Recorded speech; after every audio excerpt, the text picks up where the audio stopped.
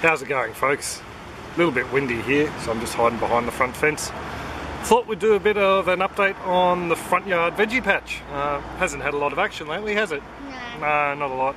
Thought I'd just give you a bit of a look anyway, just so you can see how the front's progressing. There's a couple of interesting things in there, like your carrot, isn't there? Yeah. Yeah, so Kira's on school holiday, so she's out here with me today. So anyway, let's get started. The two asparagus beds are doing fairly well. We've got a volunteer chili in this one. It's either a Cayenne or a Thai style. So yeah, I don't know where that one's come from. The asparagus bed, this first one here, it's been chopped back and I mulched the top with some compost from out the back from the big cage. And the other one over there, we haven't gotten around to doing it yet, but it's starting to die back, as you can see. We're in winter now. Last day of June, and the nighttime temps are going anywhere down to around about 0. I think we had a -1 the other night, and I think last night was around 5 or so. So not cold on the scale of things worldwide, but definitely cold for us here.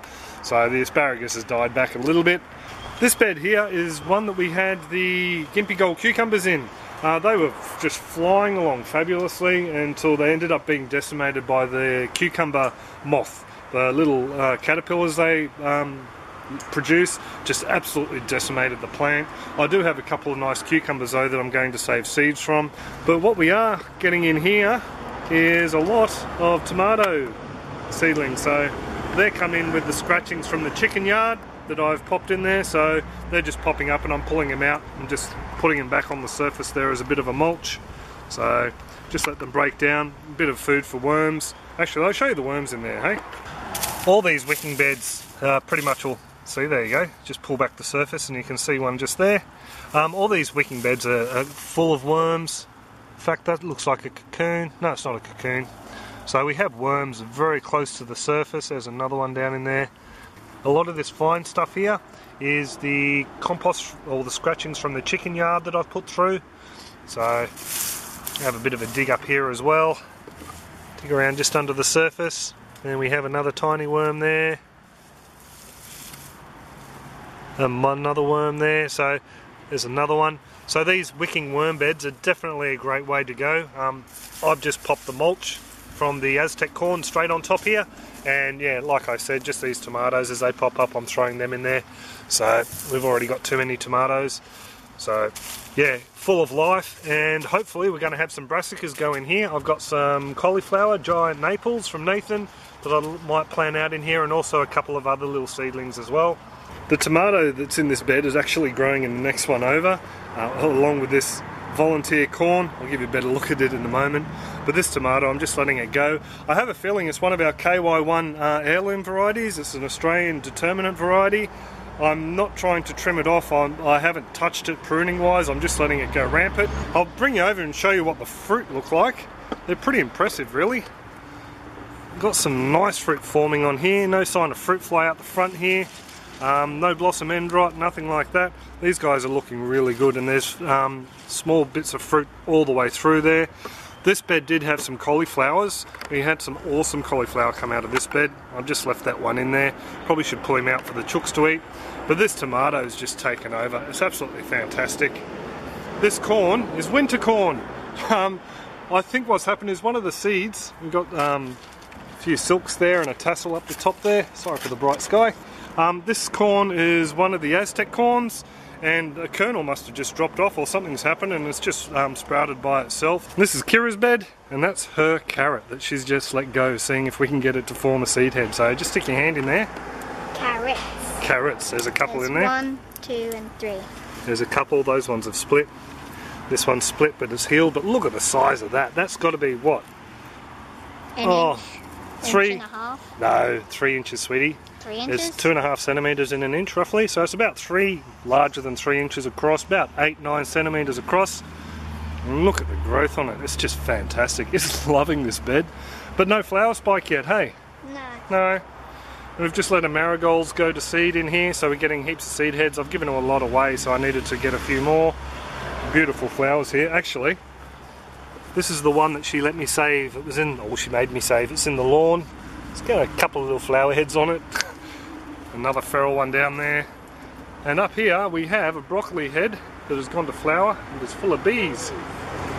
There's bees everywhere. Bees run, Kira's off. Full of bees. There's about half a dozen European bees in there. Haven't seen any of the natives in there, but we're getting loads of side shoots as well. I'm just going to leave that one there because, as you can see, it's bringing the bees in.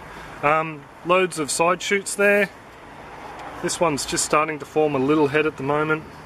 Heaps of side shoots off here. We've been eating the ones in the back garden and sort of just leaving these ones out the front, but that's alright because they're attracting bees. They're doing a job. I did have it covered with a netting for a little while, but it's been windy the last couple of days and it's actually blown off, so I've just left it off. I haven't seen many caterpillars on this one. It was sprayed, you can probably tell by the leaves.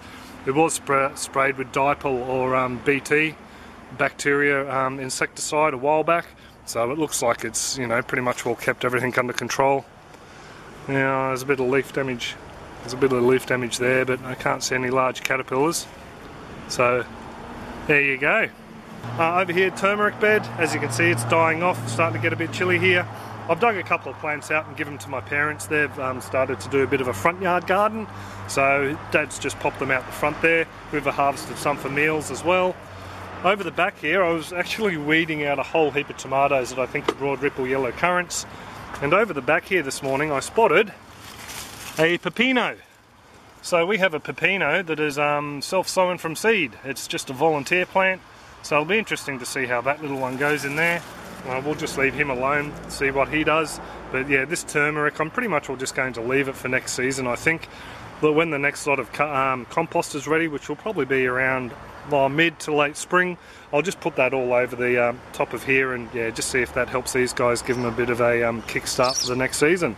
This compost pile below the pigeon peas just got a whole heap of the asparagus trimmings on top. Just grab one of these asparagus berries and pop it open. These guys aren't edible, but what they do have inside them is asparagus seeds. So we can just pop them in the ground and hopefully get some more asparagus crowns. Just throw them in the compost there. I'm not too worried about them though. We've got enough asparagus I think at the moment, and we have had some volunteers pop up every now and then as well. This compost pile underneath the pigeon pea, as I was saying, haven't really done a lot with it this year. I've just been throwing on the lawn clippings. There you go, helps if I put it in frame. Just been throwing on the lawn clippings. I have noticed when I was digging around up the back, the roots from the pigeon pea have taken over the back half of it, so I'm pretty much all resigned to just dumping clippings on here and trimmings from out the front and letting it be. And I still want to plant a finger lime in here, so I'm thinking about cutting back the pigeon pea on that side and maybe planting the finger lime just over in the top there and let it take advantage of all this nutrient from the compost here. So there you go, there's a bit of a catch up on what the front yard's doing. Not that impressive at all really, to tell you the truth. We have had some lovely broccoli and cauliflower out of the front garden. They're pretty much all we've been harvesting so far. The asparagus, just looking at the spears, up until about 2 or 3 weeks ago, we still had fresh spears coming through in the asparagus bed. Pretty spindly, but still there were spears coming through, so fingers are crossed we're going to have our first decent harvest off those plants next summer, or next spring hopefully, into winter. Yeah, the turmeric, pretty much we're going to leave that. There's, like I said, not really a whole lot going on out the front there. Those chilies, a couple of them have come off, but yeah, we've got so many chilies in the freezer. We had a lady from right near me. G'day. She came around this morning and we did a bit of a swap for some Brazilian spinach, and she took some ghost chilies and also the Thai or cayenne, whatever chilies out the front. So I suppose that's pretty much all it. A little bit of a catch up on the front yard. Hopefully we'll have a little bit more going on here next time, but yeah, you can sort of understand why there hasn't been many update clips out here. So I'll pretty much will leave it there. If you do have any comments, questions or suggestions, pop them in the comment section below and I'll get back to you. Other than that, hope you all have a great one and take it easy. Cheers guys. Just a quick little quiet one here at the end. I'd like to say thank you to everyone who's become friends and subscribed to us here on YouTube. It's absolutely fantastic. We're about to hit 25,000 and we may actually hit it before this gets uploaded to YouTube, so thank you very much people. I got into this to show people, friends, family online, what was going on in our garden and how we were doing things. I do have a blog as well, but YouTube is just so much easier. There's no spell check needed, no punctuation required, so I really like this format. Anyway, to say thank you very much to everyone. I'd like to give away 5 $25 Seed or Garden vouchers to people around the world. I'll keep it open for a couple of weeks.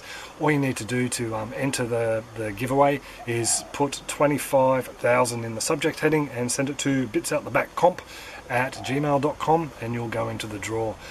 Please don't go mentioning it in the comments or anywhere else. I don't want people to sub just so they can enter and all that sort of guff.